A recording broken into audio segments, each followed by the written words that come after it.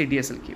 सो अगर हम CDSL की बात करें तो रिसेंट में CDSL की परफॉर्मेंस काफ़ी डिसअपॉइंटिंग देखने को मिली है। 52 वीक हाई से लगभग 20% की गिरावट इस कंपनी में दिख जाएगा। अब गिरावट के रीजंस आप सभी को पता है, कई सारे रीजंस हैं।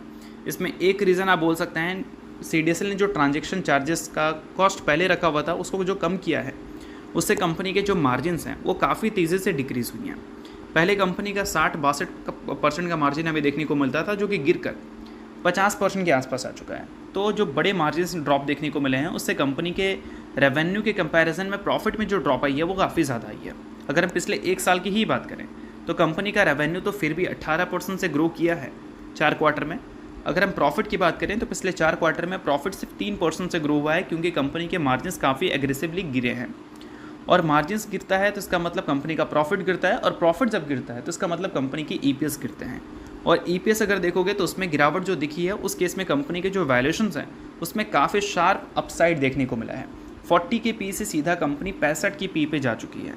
और अगर कंपनी के अर्निंग्स आगे चलकर और भी डिसअपॉइंटिंग हमें देखने को मिले तो वैल्यूएशंस और भी ज़्यादा ऊपर जा सकता है, क्योंकि वैल्यूएशंस का सिंपल फार्मूला है भाई, जब किसी भी कंपनी के शेयर प्राइस को निकालते हो आप तो उनके जो EPS होते हैं उसको सिंपली करंट पी से मल्टीप्लाई कर दो।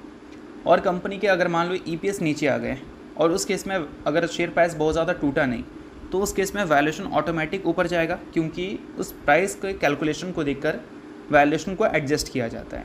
ठीक है। और अभी कंपनी के जो आने वाले क्वार्टर्स के अर्निंग्स हैं उसके डेट आप नोट कर सकते हैं, 1 नवंबर का है।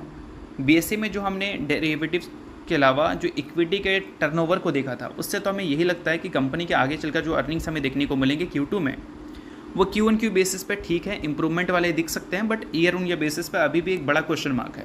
और पिछले साल के Q2 में जो कंपनी ने रेवेन्यू दिखाया था वो अब तक का बेस्ट रेवेन्यू था कंपनी का किसी भी एक क्वार्टर में।